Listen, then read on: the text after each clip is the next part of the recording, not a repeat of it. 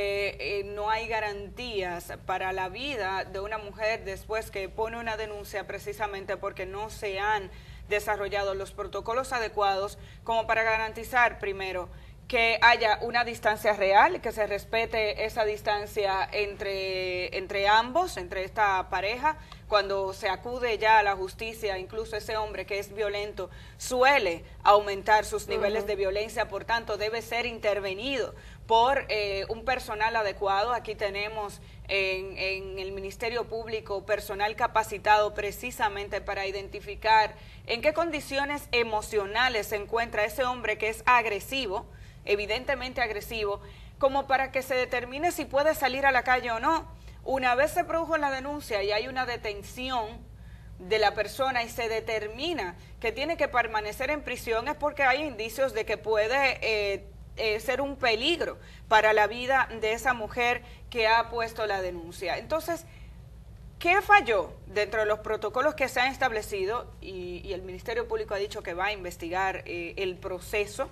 ¿Qué falló que permitió la salida de este hombre apenas 48 horas después y inmediatamente, prácticamente inmediatamente, ejecuta o mata más bien a su expareja porque se negaba a volver con él? ¿En qué estamos fallando desde el punto de vista de las autoridades como para no poder garantizar que la vida de una mujer, una vez decide denunciar, tenga garantías? Yo creo que ahí tenemos una seria debilidad y lo hemos mencionado varias veces porque nos hablan del porciento de mujeres que mueren a manos de parejas y exparejas que no denuncian, pero cuando denuncian tampoco tenemos seguridad de que hay una alerta, de que hay un protocolo que garantice incluso el alejamiento de esta persona, que haya una intervención y un seguimiento hasta que se determine que ya han bajado sus niveles de violencia como para que pueda, digamos que, salir y no representar un peligro para esa mujer. Lo que pasa es que las autoridades se han concentrado en dar ciertos anuncios, no sé si el país lo habrá notado, un plan nacional que se anuncia por 8ª vez el año pasado, y cuando me refiero a las autoridades no me refiero a una dependencia en específico, porque la Policía Nacional también había anunciado planes similares en años anteriores, al igual que la Procuraduría General de la República. Un Estado que le encanta y unas autoridades que le encanta condenar la violencia de género y los feminicidios cuando el cuerpo ya está en el ataúd. Siempre lamentan la muerte, pero no la previenen. Entonces, por ahí empieza el problema. En el caso del Poder Legislativo, por ejemplo, que tiene en sus manos la posibilidad de salvar la vida de las mujeres, hay dos temas, uno de los cuales habría podido salvar la vida de esta menor. Esta menor tenía una relación con una persona mayor de edad. En cualquier país que se respete, eso habría estado prohibido.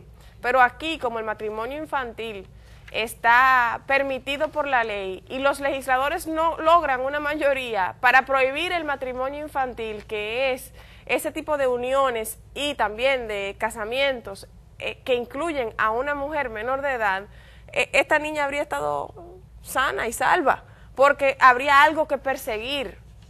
En el caso de Orlando Adames Flete, que es este hombre de 23 años, está prófugo de la justicia. Familiares dicen que se va a entregar bueno, no está prófugo de la justicia, cometió suicidio posteriormente. Sí. Es que hay otro joven que está prófugo. Orlando Adames Flete, después de asesinar a esta mujer, una niña, porque es que era una niña de 15 años. Pero es que una relación que empezó cuando ella tenía 13, Amelia. Exacto, una jovencita de apenas 15 años muere a manos de su pareja. Incluso estaba ella en los alrededores de su residencia cuando esto ocurrió.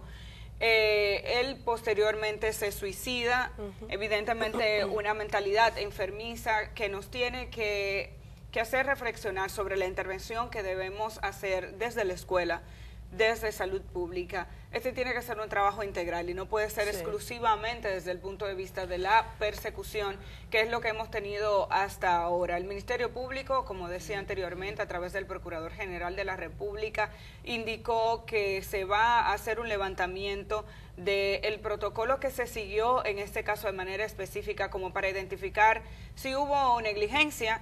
Más allá del tema de la negligencia, incluso hay que identificar si hay fallos, si hay huecos en el protocolo a seguir, que serían dos situaciones totalmente distintas. Si se actuó con negligencia es un tema, y el otro si el protocolo establecido por las autoridades deja vacíos importantes. Así que vamos a estar pendientes de ese tema, como también vamos a estar pendientes de la situación que ocurrió en Puerto Plata, donde una mujer de 29 años apareció muerta después de varios días, reportada como desaparecida.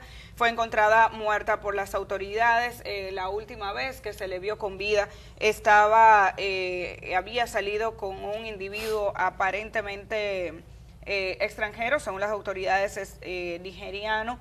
Este hombre fue localizado por los organismos de inteligencia de la policía y ahora están identificando qué pudo haber ocurrido con esta mujer de 29 años que resultó muerta y que fue encontrada muerta en Cabarete, Puerto Plata. 38 decíamos que era la cifra de feminicidios que teníamos en el país, las cifras oficiales de feminicidios, de lo que va del año hasta lo que iba de año, según las cifras oficiales, y decíamos que esa cifra en la mayoría de las ocasiones no coincide con la de organismos que le dan seguimiento a este tema, porque hay una especie de subregistro. Las autoridades tienen una clasificación un poco más cerrada y dejan fuera de los feminicidios casos que están vinculados, ¿no? Sí, así es. Lo que sucede en la República Dominicana es que el concepto de feminicidio, que se ata a cifras y casos en específicos, suele estar atado a feminicidios íntimos, es decir, a aquellas muertes que ocurren a manos de parejas o exparejas. Sin embargo, el feminicidio no se define por ser un homicidio que ocurre en esa situación nada más. Entonces todos esos otros feminicidios quedan al margen de las estadísticas y por lo tanto no representa realmente el total de los feminicidios ocurridos en territorio nacional.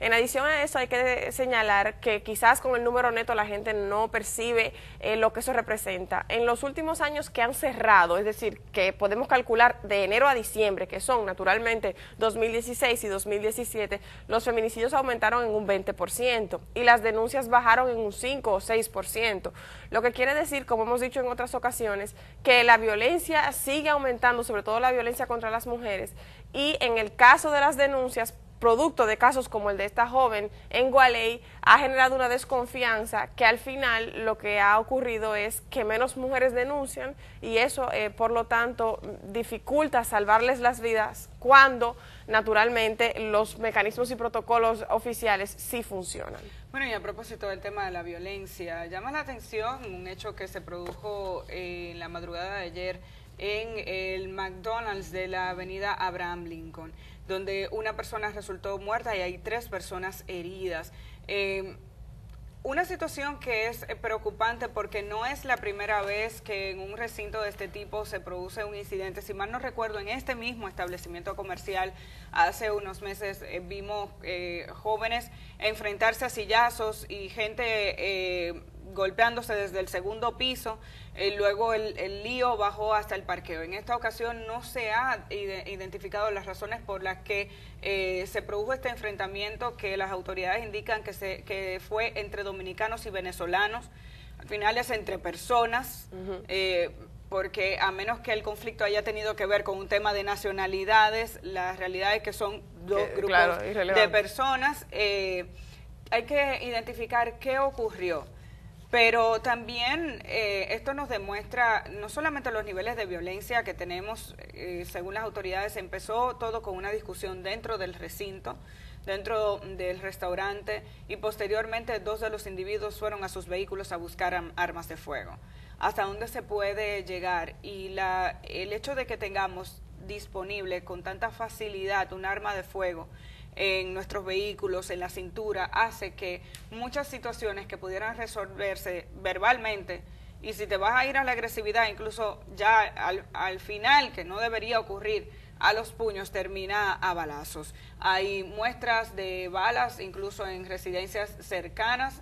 En el parqueo de este lugar había sangre en diferentes zonas porque 3 personas resultaron heridas y hay una persona muerta. Las autoridades deben identificar las razones por las que se produjo este incidente para que determinen incluso cuáles serán las posibles consecuencias adicionales entre los sobrevivientes, el que murió producto de un disparo de alguien y los otros 3 están heridos porque alguien les disparó. En adición a esto, tenemos que identificar si se deben aumentar las medidas de seguridad y los protocolos de seguridad en recintos como este, porque ya hemos visto por lo menos 2 situaciones violentas que se salen de control en este tipo de establecimientos recientemente. Entonces, ¿qué ocurre? ¿Cuál es el protocolo que debería activarse en un restaurante, ya sea de comida rápida o en un restaurante formal, en estos sitios donde van muchas personas que no se conocen? ¿Qué pasó? ¿Había alcohol de por medio? O sea, porque esto aparentemente se produjo a altas horas de la noche. Si hay personal con la debida capacidad y capacitación como para poder intervenir y evitar que cualquier suceso que sea menor pase a lo que hemos visto en este momento. Una persona muerta, 3 personas heridas. Ahí, entre los heridos incluso hay gente que no estaba involucrada en el pleito y estamos hablando de un sitio donde va la familia. Por la hora a la que se produjo el incidente, es más difícil que haya niños en este local, pero es un local destinado sobre todo a la familia, a la juventud, a gente que va ahí a resolver un problema breve de alimentación y se va, pero también por el estilo que han adoptado estos centros de comida rápida. Ahora incluso digamos que optan porque la gente permanezca un tiempo más en sus espacios, pero ese espacio tiene que contar con todas las medidas de seguridad. Por eso insisto en que hay que revisar todo, desde el comportamiento de los que estuvieron involucrados en el incidente hasta las medidas de seguridad y los protocolos que tienen identificados centros comerciales como este. Así es, definitivamente. Y también recordar que en el caso de los feminicidios, así como en el caso de la violencia en las calles, la prevención es, si bien un poco distinta porque sus orígenes no son, o sus causas no son del todo la misma, definitivamente hay iniciativas que podrían evitar ambos flagelos, la violencia en general en la República Dominicana, si se aborda el tema de la violencia y la criminalidad desde un punto de vista preventivo, como bien decías, no estar 3 pasos después del acto criminal como autoridades. Creo que eso es un punto clave, tanto para este caso como para el caso que anteriormente comentábamos.